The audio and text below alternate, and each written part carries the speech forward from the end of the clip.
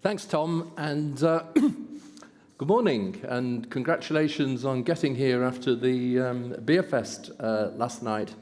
As Tom said, the BBC was a digital pioneer, probably more so than any of the world's established broadcasters, and I'm going to tell you a little about that, and also that it was in large part the result of serendipity. History is often a series of accidents.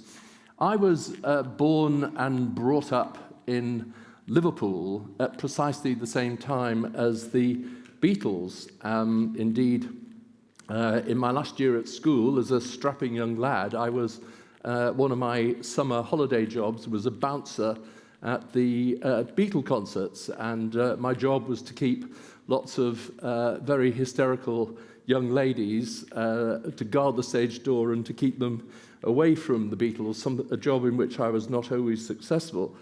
I went to the same kind of school as the Beatles, what was called in the UK a grammar school. You passed an exam, and if you were at the top 10%, you were sent to these schools, and they were largely full of people from working class backgrounds, and everybody has their favourite teacher. In the last years at school, I did science, I did maths, further maths, and physics.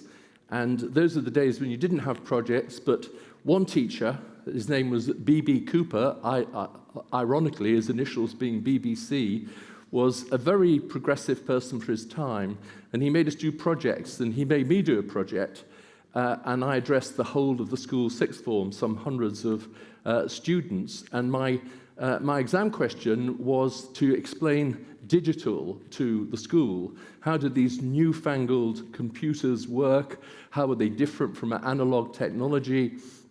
What powered them? And that stuck with me.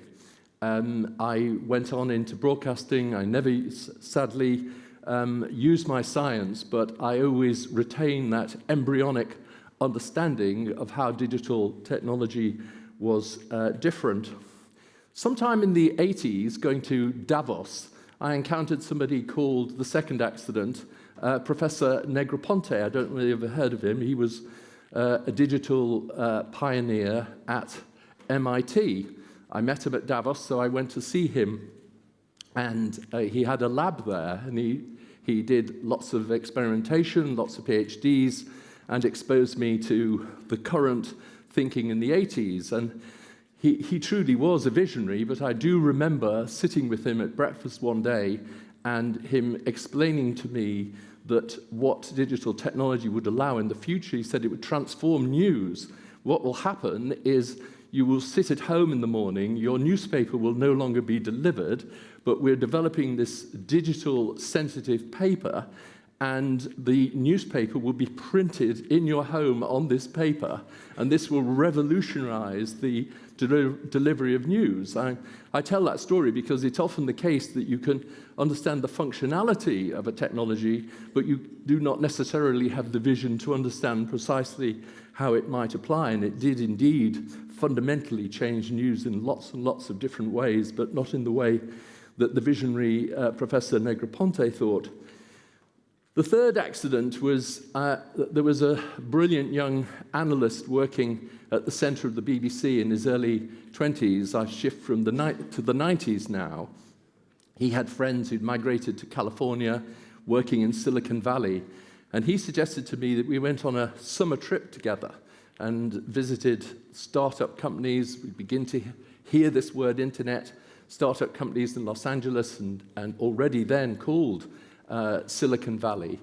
And Jamie, his name is Jamie Reeve, Jamie and I spent a week together in the kind of warehouses you'll all be very familiar with on back streets. We visited a young embryonic Yahoo, for instance. Those companies we visited, within 3 years, were worth tens of billions of dollars. But that was the moment that, for me, the penny dropped. We were flying up to Seattle to visit Microsoft Microsoft and to visit Bill Gates, whom I already knew. And on the plane, on the way up, I finally understood in a way that I could now recognize as being broadly correct what the revolutionary nature of digital technology was going to be and what it would mean for the media. In other words, the awesome revolutionary power that we all now recognize. For broadcasters used to small numbers of television channels at that time, it meant the end of scarcity. We did see that it did mean anything, anytime, anywhere. We did understand how important mobility would be, that on-demand would come to be very important rather than just broadcasting in real time. I don't think we did, at that point, understand how important search would be, the wonder. It still is a wonder to me, the ability to find the needle in a haystack. We did, however, understand what enormous social, and if you go back to the literature of the mid-90s, we did see what enormous social consequence this revolutionary technology would have, the way in which it would open up expression. No longer an elite in broadcast mode, but the ability for every kind of individual to express themselves and to publish and to find and create communities of people like themselves. We did appreciate what an extraordinarily empowering medium this would be. On that plane journey up to Silicon Valley, I wrote all this down in a series of slides on paper, of course, at the time, and that became the BBC's plan for BBC Online, which became the largest and most visited content site in Europe quite quickly. The fourth person on this journey, and I was helped at every stage, was a wonderful American scientist called Craig Fields. He just retired as America's chief defense scientist, and he was indeed one of the fathers of the internet. And what Craig helped me do was to industrialize these insights, to turn the BBC, which had been a fine engineering but analog institution, into a proper grown-up digital institution. And it was Craig that helped me conduct that transformation. When I left the BBC, he gave me a treasured present. He'd kept one of the original Internet A servers from the very first days of the World Wide Web. He'd sawn the servers up into little pieces, and he put it on a nice wooden plaque with a commemoration, and it has pride of place in my study at home. I leave you with two observations from this long journey that I've been on. As Tom mentioned, I've been involved in lots of companies since I left the BBC. I've been chairman of PayPal Europe until recently, for the last 5 years or so. I'd say I have seen personally the enormous good that the internet can bring. It is truly one of the most revolutionary things in the whole history of mankind, perhaps the most. But it also allows evil too. I worked for Tony Blair at Number 10 for 5 years. He was obsessed with crime. I spent a lot of time looking at crime.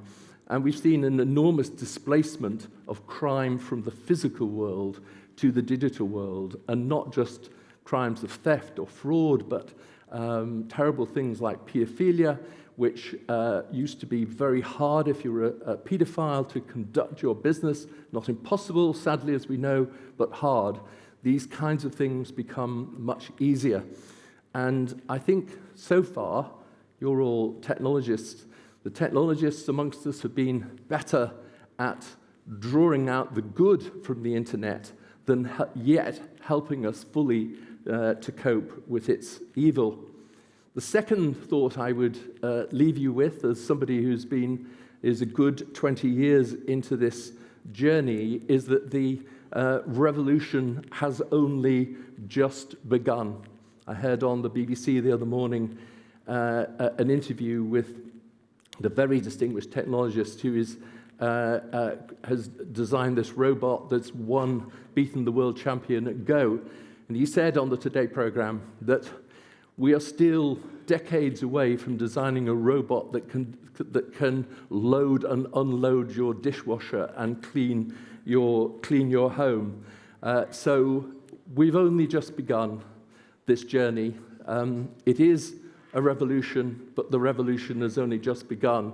And I saw yesterday, you are the pioneers still of this revolution. You are the people with the skills that motor the economy, that can create great good and hopefully will help us to reduce the evil in our world. You have the passion, the enterprise, and the commitment, and it was a pleasure to spend time with you. Thank you very much.